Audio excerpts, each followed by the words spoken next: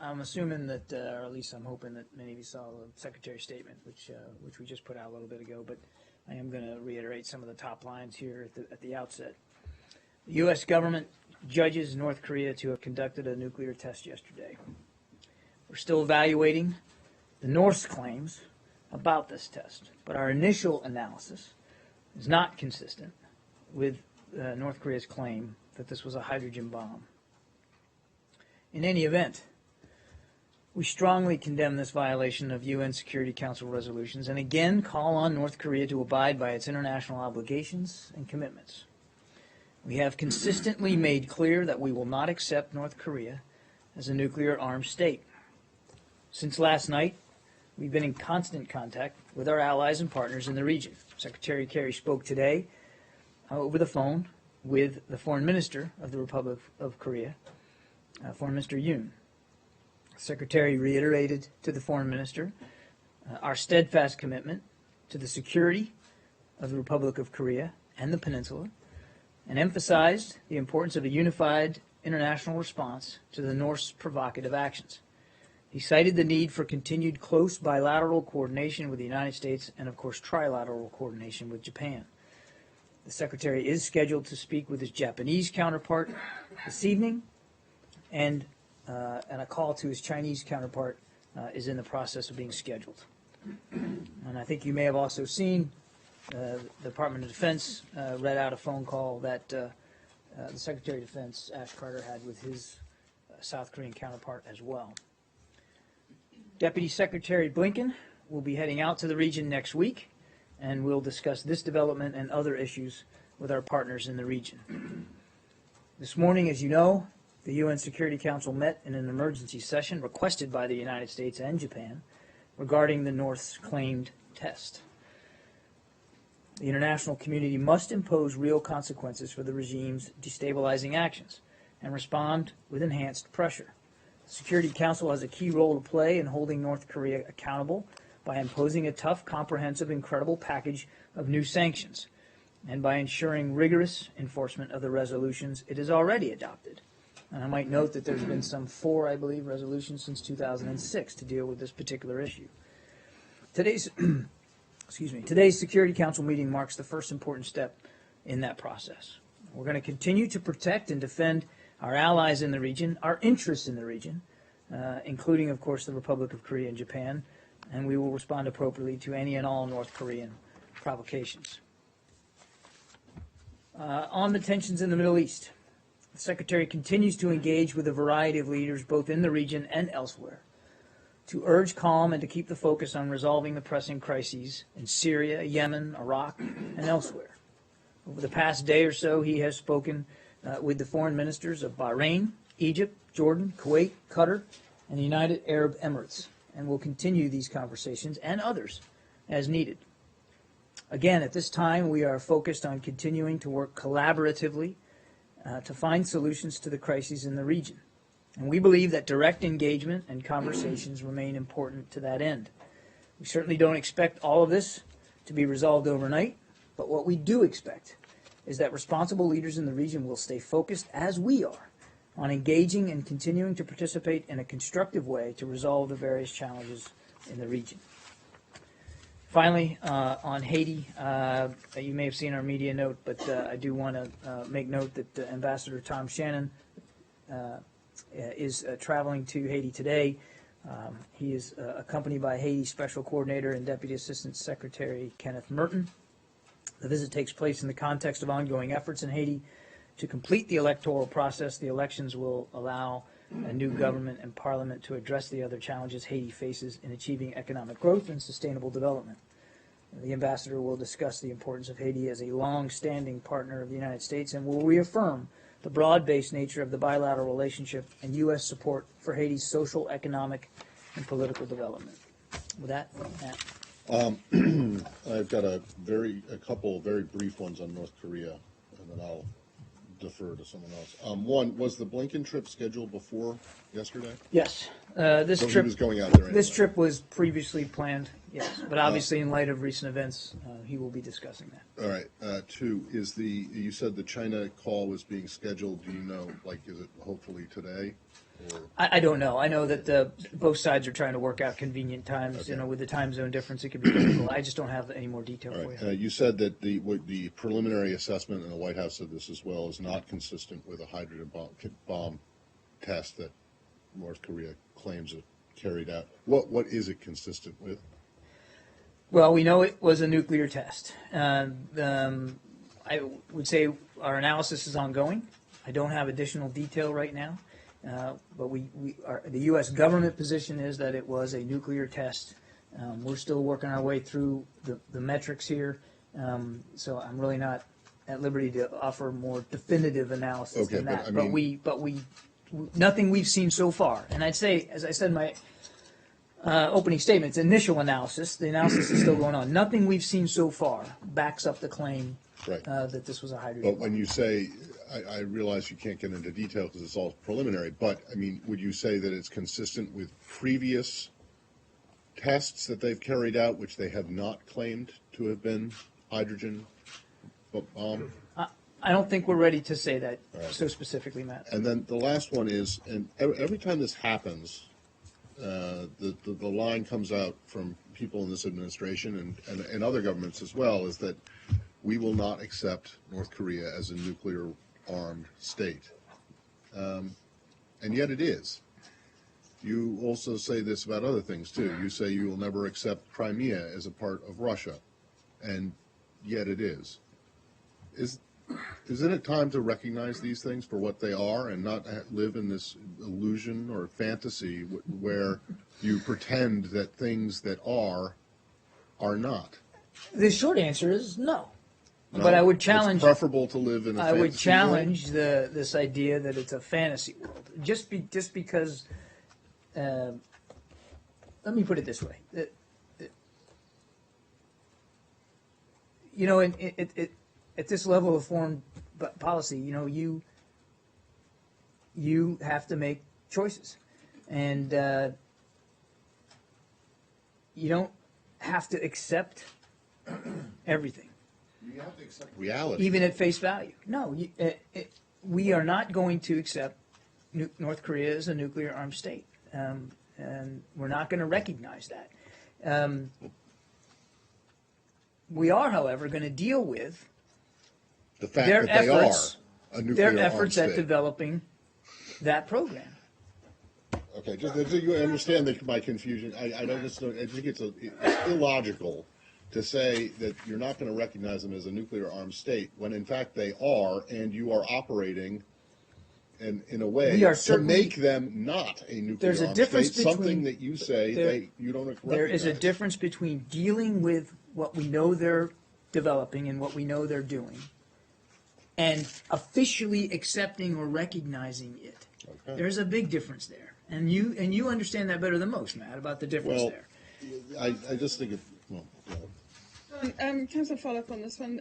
The White House said it was not surprised by this attack. I mean, by this test. What signs have there been over the last months or weeks that the U.S. was not surprised at it, or was it the scale of it that might have taken you aback? Well, and that gets into intelligence issues, and I think you can understand, particularly in the case of North Korea, why we're going to be reticent to talk about intelligence matters and capabilities. I won't go any further than what my colleagues at the White House have gone in terms of level of knowledge. But look, it is without getting into the specifics of this test and what we knew when we knew it. To Matt's point, however sharply made, that this is not this kind of activity is not new for the regime, nor is their pursuit of this kind of capability. It's something that we watch as best we can and monitor as best we can. Now, look, it's also imperfect because this is an incredibly opaque regime about which we don't have perfect knowledge. And intelligence is never a perfect science to begin with. It's particularly challenging in a place like, or with a regime like that of Kim Jong-un and his father. So it's not perfect. But again, I won't go into. it wouldn't be prudent for me to go into. I guess the you know, thing the that raises specifics. question was that the U.S. had made some flights over North Korea last night to see how big this was, to see the scale of this thing. So that kind of tells that this might have taken you by surprise as far as the scale of it, even though the UN saying this is not as big as previous. I don't want to talk about specific military matters and that, but aside from that, that you may want to derive more information so that you can improve your analysis of an event doesn't mean that you were taken aback by the event itself or surprised by the event. It's part of the analysis process, and I'm not confirming in any way by that statement overflights of any kind. That's not for me to do from this podium. I'm just saying that it is not uncommon for us in situations like this, and as you know, in the past we've done exactly the same thing, to try to derive as much of the metrics as you can and do as much of the analysis as you can, so you can have a better understanding of it. That in and of itself says nothing about whether you had advance notice or how much with how much detail. So can I just have a follow-up, and then you can on sanctions. The U.S. has never sanctioned the North Korea's leadership, as far as I can see from my research. But how far would you think that sanctions should go now, given the latest test? That's part of the discussions that need to occur at the UN.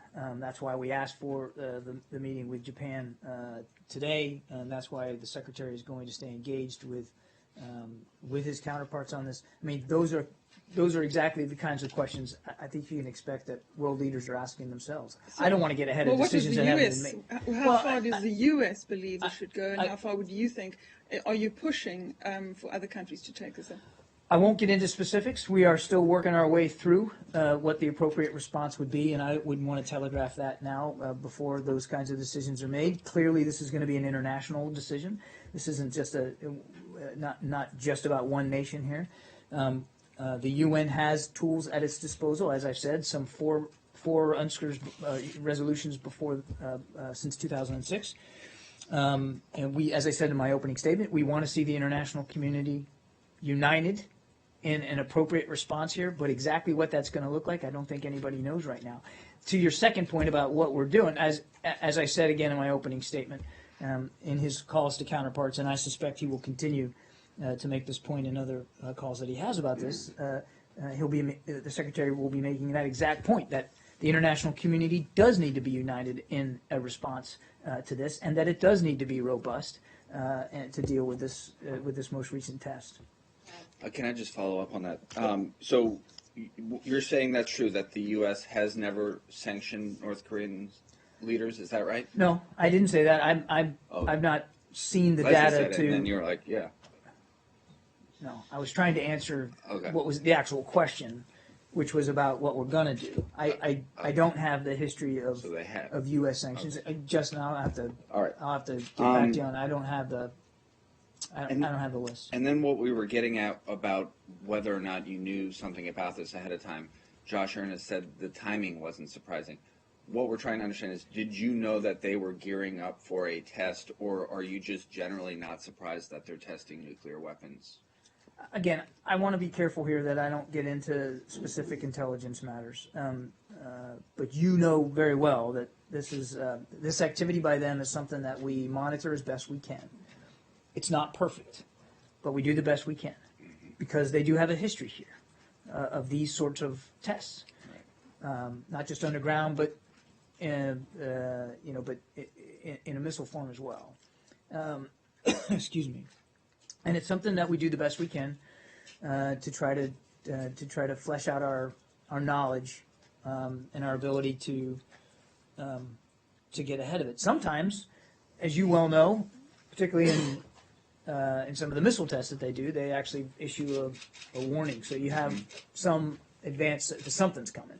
So it's in some instances it's a lot more difficult to discern what they're going to do than it is in others. But I don't want to get into specifics of our intelligence capabilities or what we were able to glean here. So I don't think I could go in any more detail. Can you point to anything you might have done that would indicate you knew something was happening, like reaching out to allies or pre-positioning of assets in the region. Oh.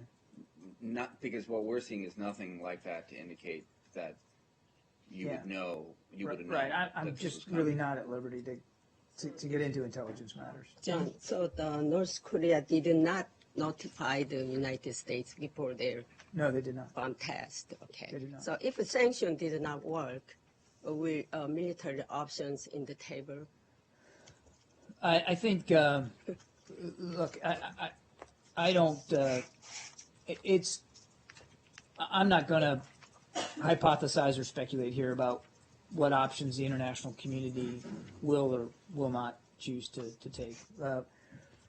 We called the meeting, we asked with the Japanese for the meeting at the UN because we believe that's the right forum here to address this, as it has in the past. We're going to continue to press that case with the international community through the UN for additional sanctions. We do, as you know very well, we have an alliance commitment with the Republic of Korea that we take very, very seriously. Obviously, nobody wants to see it come to that. But we have a robust military presence there on the peninsula that is, as they say, they're ready tonight if they need to be. But, and I'm not speculating one way or another here. The focus here is going to be with the international community through the UN to explore additional options for sanctions. Can you tell what is the difference, the sanctions between existing one and the new sanctions? I'm sorry? What is the difference between existing one and one sanction or Between new sanction and existing? Well, look, again, I don't want to get ahead of decisions that the UN hasn't made. I mean, you could issue new sanctions. You could strengthen older ones. You can, add to older ones. There's lots of options here. I don't want to get ahead of the decision-making process. But again, we believe that that's why we asked for the meeting this morning. We believe that that's the right forum to have this discussion. And we obviously do want to see the international community hold the North accountable for this most recent test. Let me follow up. Sanction, as you know, in 2012, UN Security Council resolution clearly mentioned that, if the North Korea conduct additional tests, international community take a significant step, another step, which means that putting in additional sanctions. And also, President Obama also signed executive order in the last January, right? So my question is, what exact sanction would the United States consider? And do you think this additional sanction is effective to stop the, development of a nuclear weapon? Well, as I said, I'm not going to get ahead of decisions that haven't been made yet. So I can't possibly hypothesize right now what additional sanctions would look like. This is something that the UN needs to take up. It's something that we obviously want the UN to take up. I won't get ahead of decisions that haven't been made yet. Do you think China would agree, You'd have to ask the Chinese. And again, all this depends on what comes out of the Security Council. And it's simply impossible for me to know or to speculate right now what that might look like. But actually, there is a critics, we international community could not stop the development of the nuclear development in the DPRK, even if international community put sanction in each time in the last 3 tests. So what do you think about the effectiveness of the sanction? There's no question that that broadly speaking, the sanctions have had an effect, obviously, because you're talking about an economy that is near in tatters, and a population that is starving.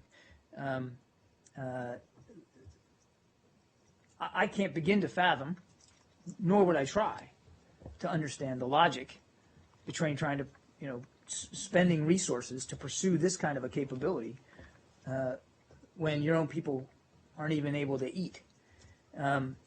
But that's a calculus that the North has apparently made and continues to make. We have said all along that the onus is on them. If they want to return to the table through the 6-party talk, through the six-party talks. The onus is on them to show that they're willing to do that, and they have not shown a willingness to do that yet. But the international community is still willing to go down that road. Obviously, they aren't. I understand the argument that here there's been 4 UN Security Council resolutions here since 2006, yes. and they're still pursuing this. I get that.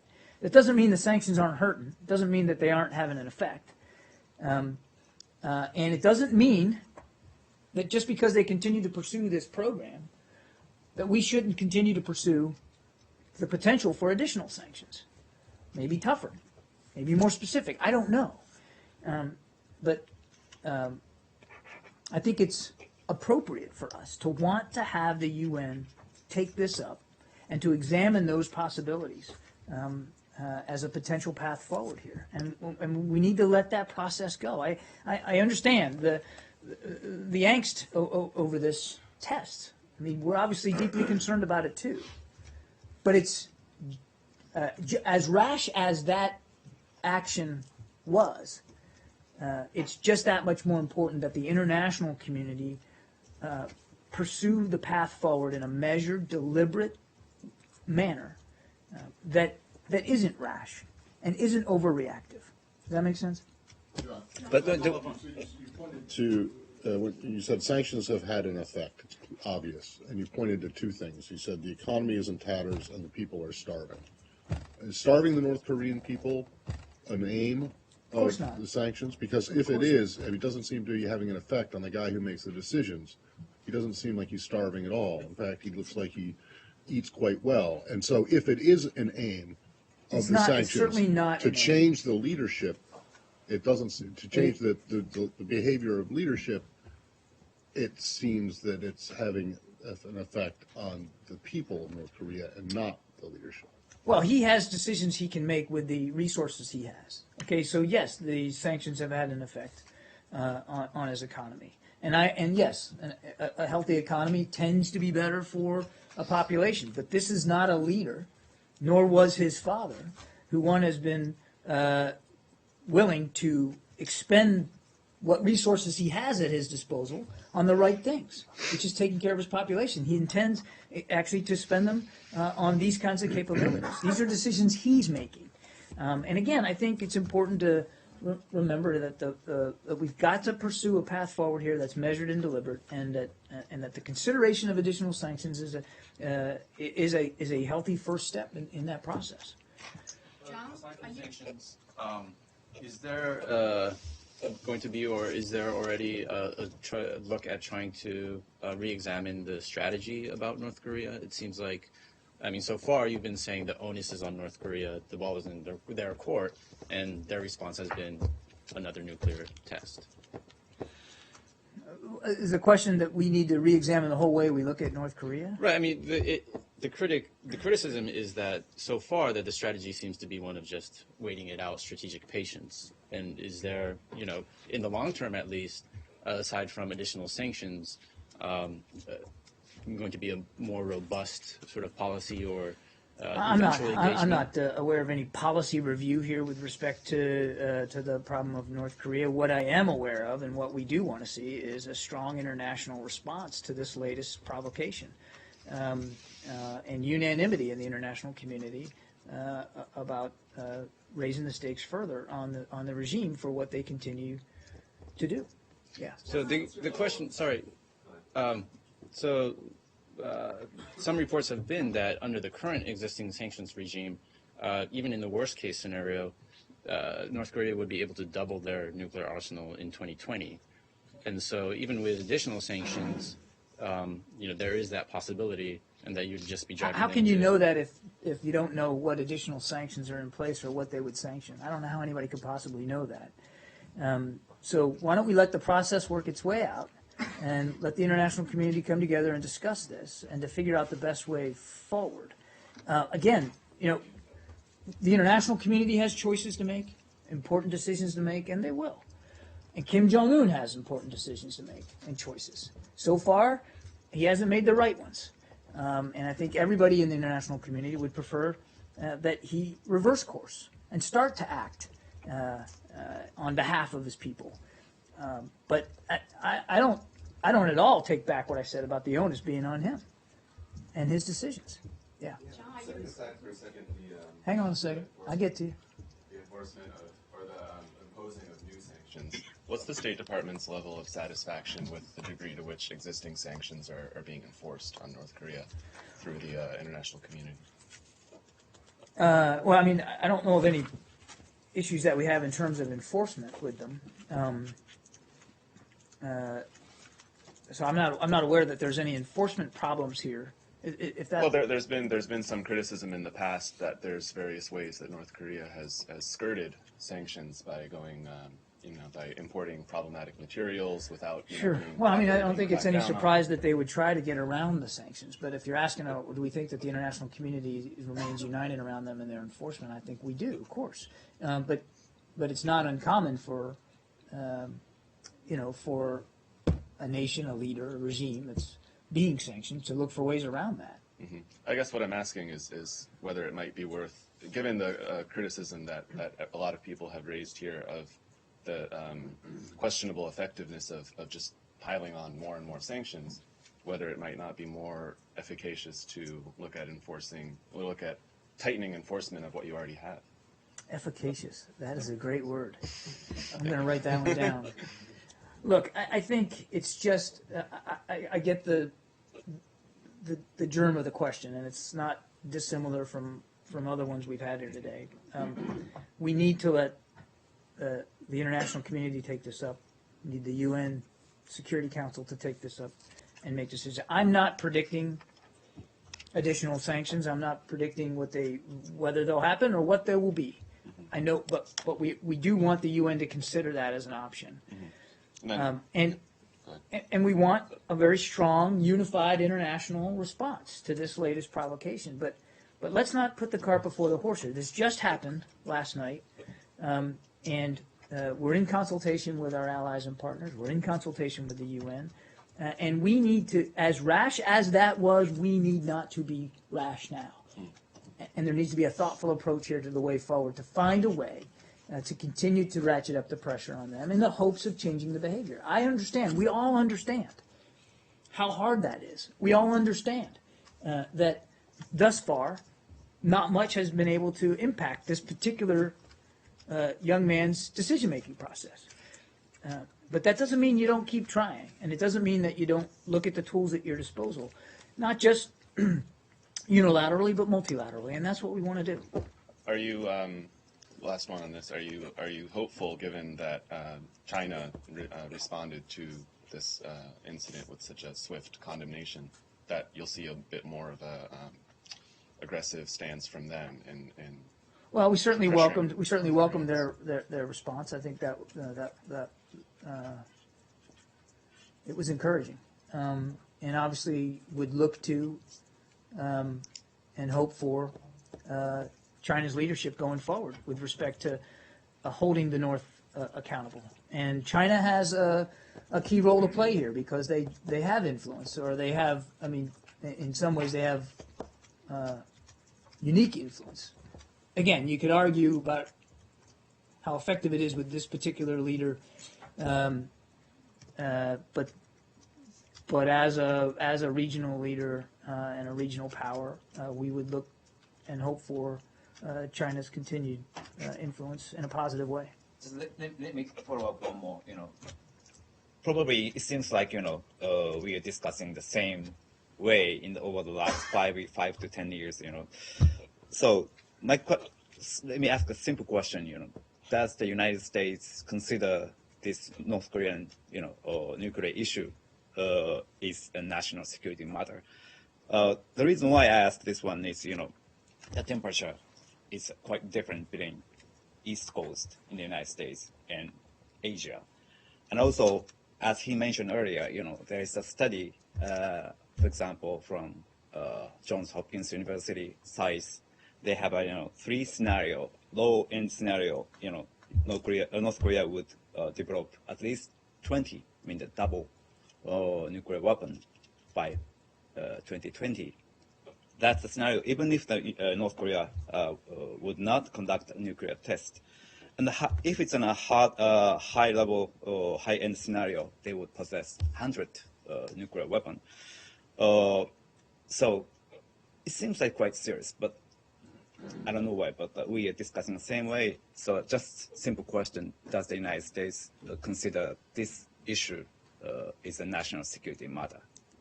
Do we consider the North's continued pursuit of a nuclear weapon capability a national security matter? Absolutely, we do. No question about it. Yeah. Yes, John, are you excluding any unilateral sanction from the United States? I'm not in a keep saying position it's right now international. to exclude or rule anything in or out. As I said, we're taking this up with the international community. We believe the UN Security Council is the right forum for that. But I'm not going to get ahead of decisions that the U.S. government itself hasn't made yet.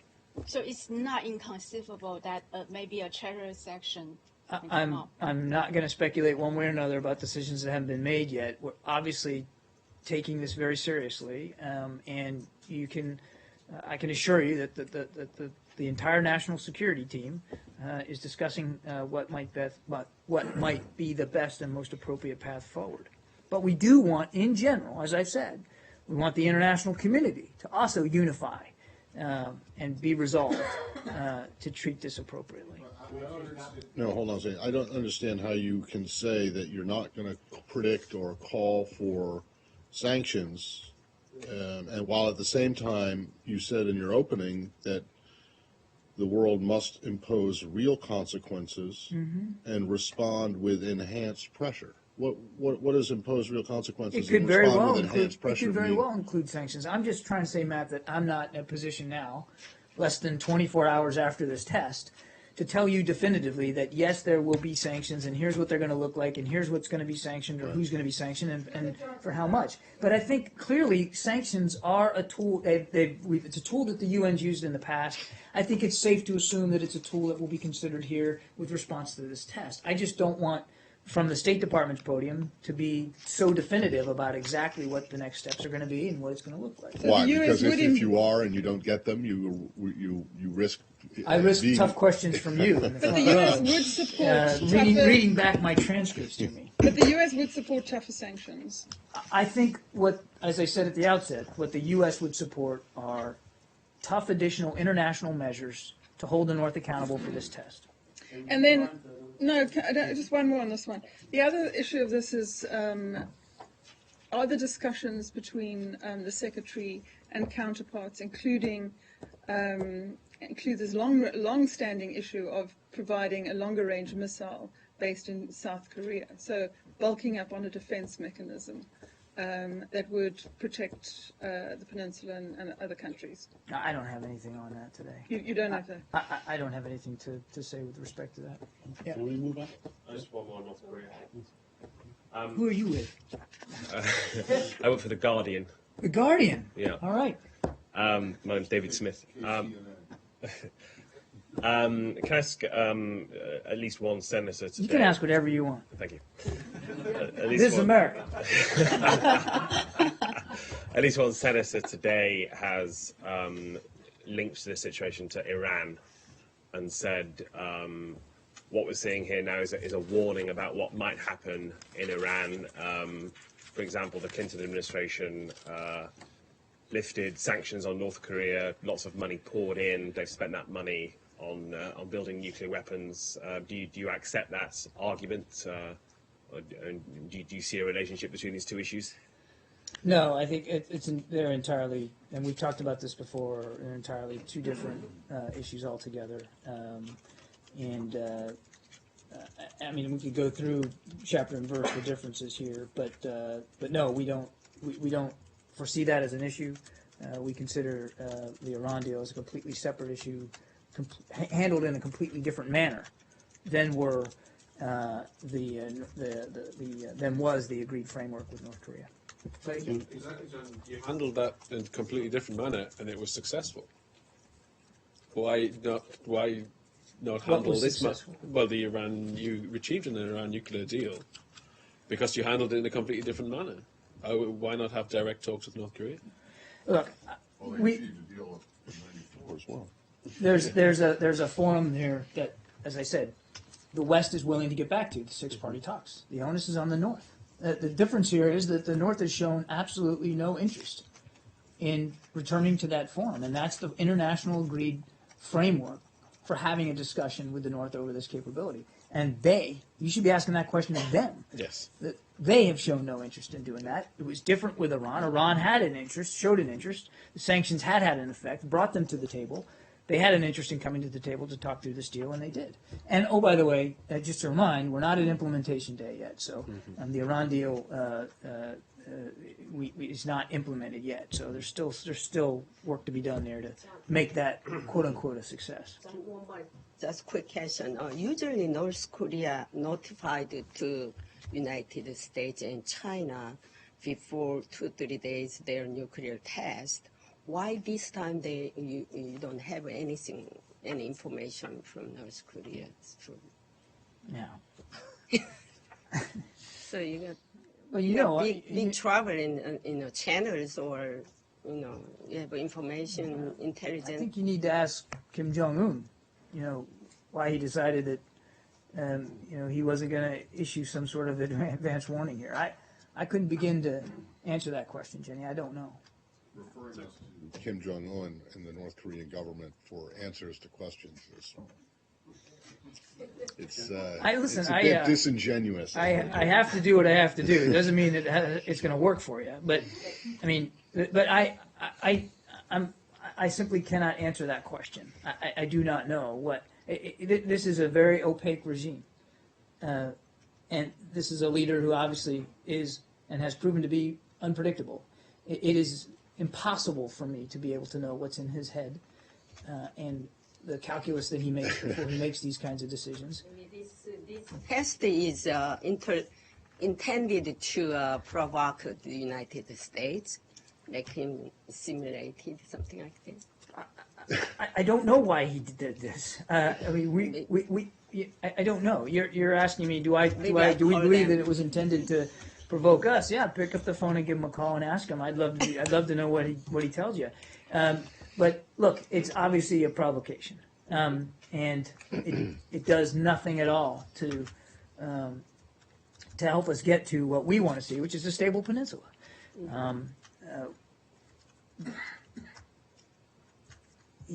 Just like the international community has choices to make, he has choices to make.